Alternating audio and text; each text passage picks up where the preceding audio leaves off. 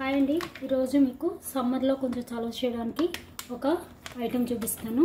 ఇది బాదం గమ్ అండి, ఆల్మండ్ గమ్ అంటారు, బాదం పెజిన్. ఇది దీన్నే గోంద్ కతీరా అని కూడా అంటారు.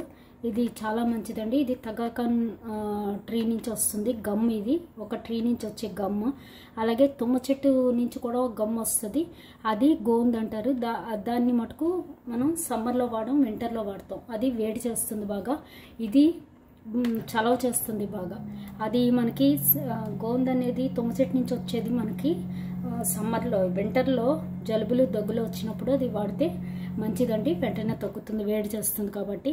అలాగే పెద్దవాళ్ళకి మనకు మోకాల్లో గమ్ అది కూడా ఉండదు కదా, వాళ్ళు కూడా అది వాడితే చాలా మంచిది.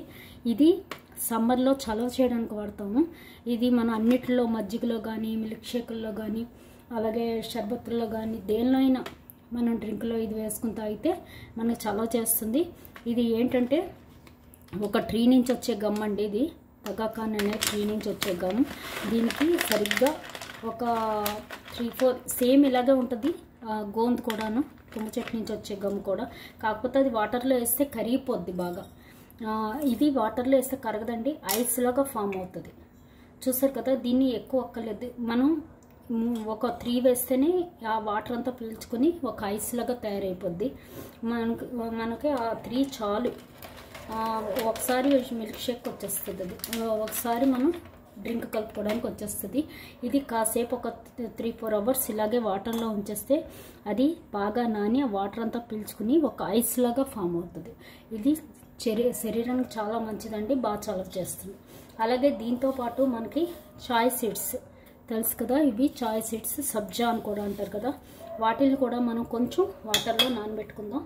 నానబెట్టుకుని దీంతో డ్రింక్ కలుపుకోవడం చెప్తానండి. వాటర్ ఎక్కలేదు. సబ్జా కూడా అంతే, మనకి ఇలా ఉంటాయి. ఇవి నానితే మనకి తెల్ల తెల్లగా ఫామ్ అవుతాయి, వైట్గా మనకి చక్కగా తయారవుతాయి సబ్జా గింజలు. చాలా ఇలా వేస్తే మనకి ఇది ఒకసారి డ్రింక్కి వచ్చేస్తాయి. మనకి 3 వచ్చేస్తాయి ఇవిలాగా.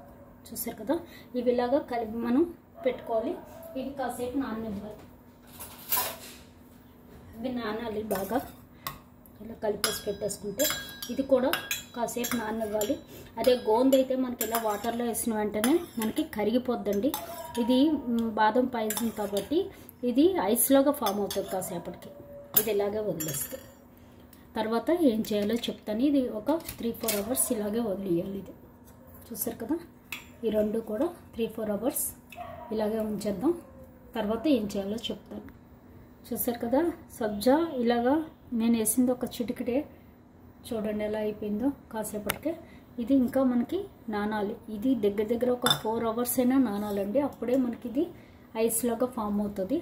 అప్పుడు దాంతో ఏం చేయాలో చెప్తాను. ఇదైతే మటుకు హెల్త్కి చాలా మంచిదండి. ఇది బాగా ట్రై చేయండి. ఇది సమ్మర్లో మనకి చలవ చేస్తుంది బాగా, హెల్త్కి చాలా మంచిది. ఇది గోంద్ కతీరా అండి. దీన్నే ఆల్మండ్ పెజిన్ అంటారు, లేదా ఆల్మండ్ గమ్ అని కూడా అంటారు. ఇది చాలా మంచిది, ట్రీ నుంచి వచ్చేది కాబట్టి ఆరోగ్యానికి కూడా చాలా మంచిది. ఓకేనండి, ట్రై చేయండి. Thank you.